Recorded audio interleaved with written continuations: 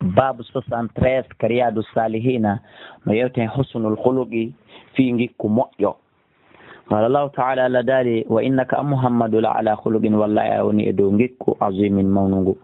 وقال تعالى لداري نكو والكاظمين بمضيب الغيظ تكر منيكو بهبكم والعافين عن الناس.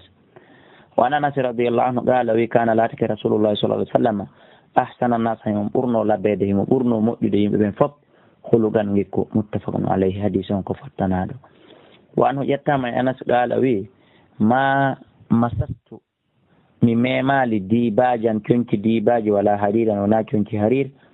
aliyana ɓurɗi ɗatude newo min kaffi rasulillah ha hewtiti newre nelaɗo nden sallallahu alaihi wasallam. newre nelaɗo nden ko newre ɗatude los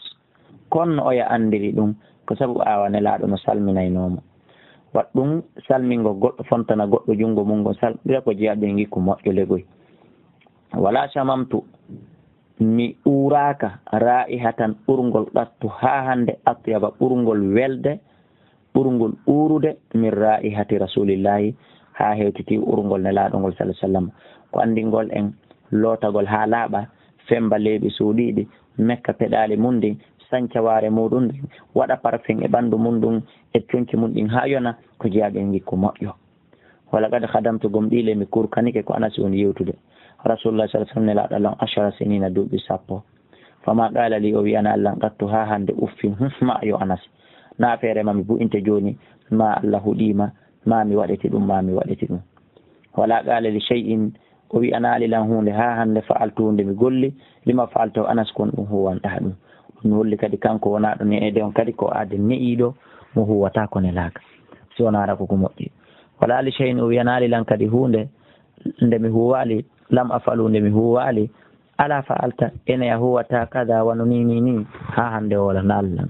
muttafaqun alayhi hadith on ko fottanaɗo. wani sahabi bun jassamata radiyallahu anhu qala wi ahdaytu min elduno rasulullah sallallahu alaihi wasallam nelaɗo Allah himaran babba wahshiyan burure yankowa faraddahu alayya o yonniti lamba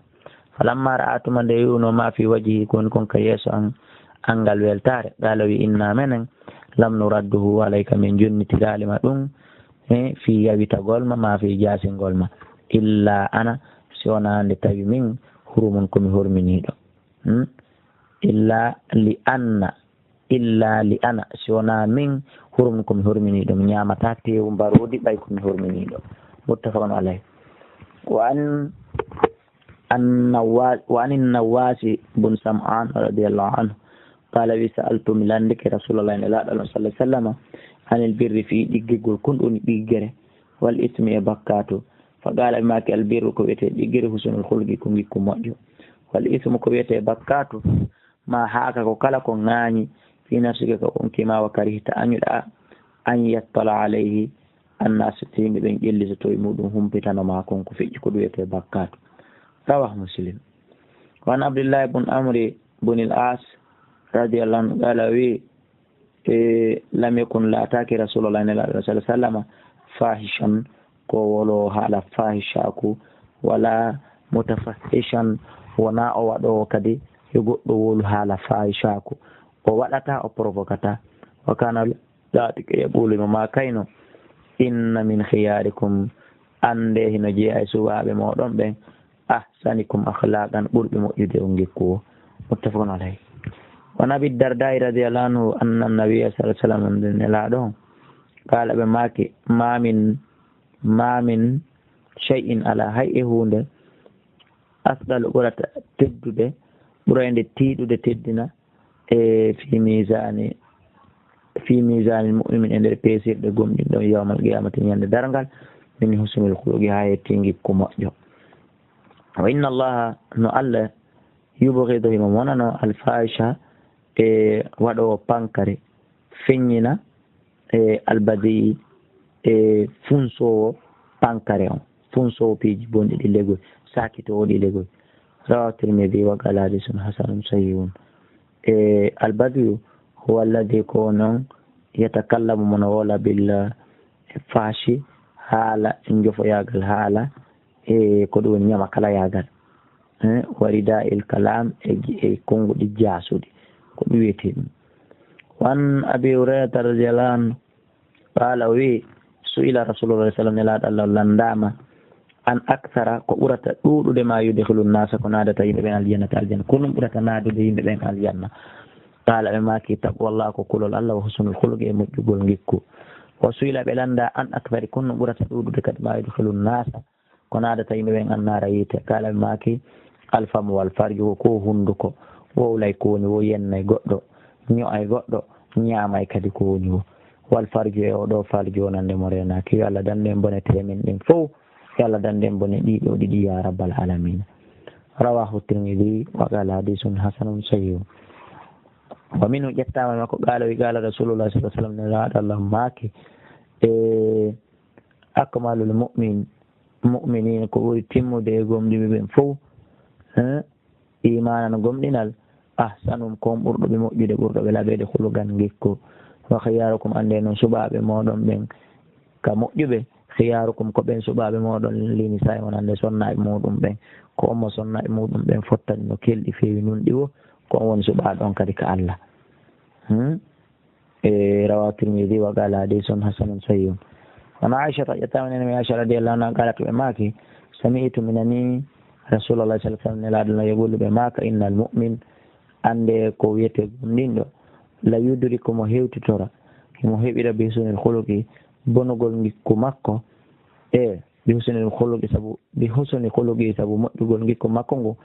mo hewtitora sabu ɗum darajata sa'imil qa'imi baraji ko walowo horo juulude heɓata ñalla horude rawahu abu daud wa nabi umamata bahili radiyallahu anhu qala wi qala rasulullah sallallahu alaihi wasallam maki ana min za'imun komi fawtiɗo bi baytin e suudu fi rabadil jannati ka nder beeli aljanna liman tarakal mira'a wonande kala accuɗo bungugol e ñaaƴagol wen kana so laatike noon mo hiqqan ko handuɗo e mum wiye biitu ko ɓe o waala fi wasati til janna ka nder hakkunde tumbere aljanna liman tarakal kadiba ko ɗum woni wonande on accuɗo fenande wen kana so o laatike masihan komantowo wabi baytin aray ɗum koye suudu fi alal janna ka ɓuri towde ɗon aljanna liman wodani liman husnul khuluqi wonande on moƴƴuɗo ngikku labaɗo ngikku hadisun sahihun rawahu abu dawud bi isnadin sahih az-za'im ko wiyete fawtagol ay ad-damin ko fawtagol wan jabir radiyallahu anhu anna rasulullah sallallahu alaihi wasallam qala maki inna man ahabbakum ilayya ande ko ɓura yiɗede ka an ɓura weltanede ka an wa qarabakum ɓuri on ɓattade min ni morde an e majlisan jonde yawmal qiyamati ñande dargal e ahasinakum ko ɓurɓe o moƴƴude laabe akhlaqan gikkuji wa inna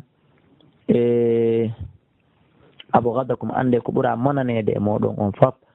ilayya e jungo an ko nelaɗon makude mi abdoullahi kala mi fillito toni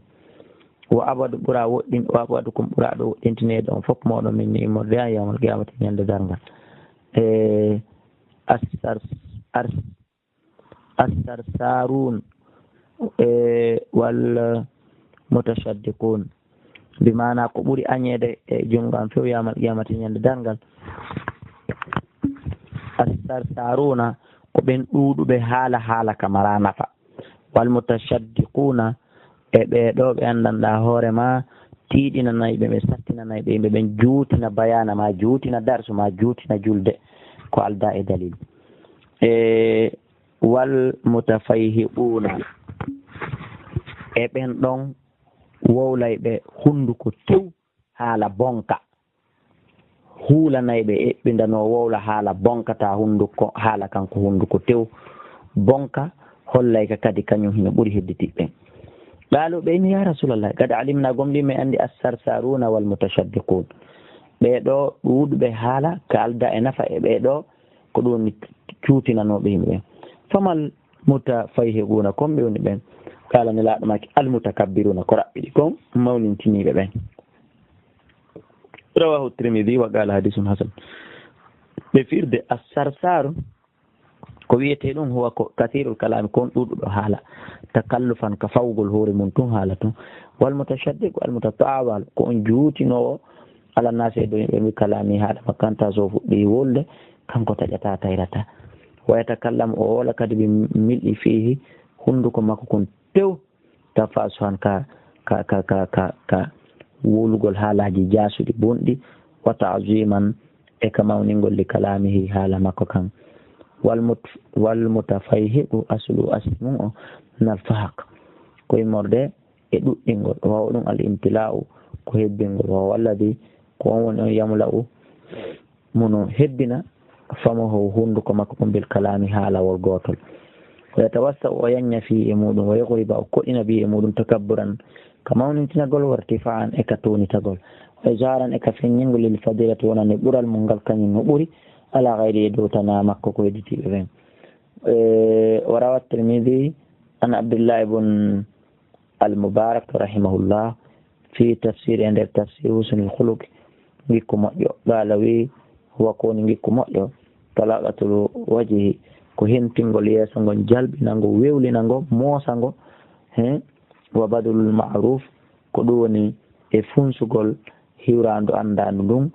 e junngo juuɗo men mo on tigi ande mo on tigi anda wa kafful ada e surgol kala lorra ko iwrata e on tigi hewta goɗɗo goo wallahu a'la wa a'lamu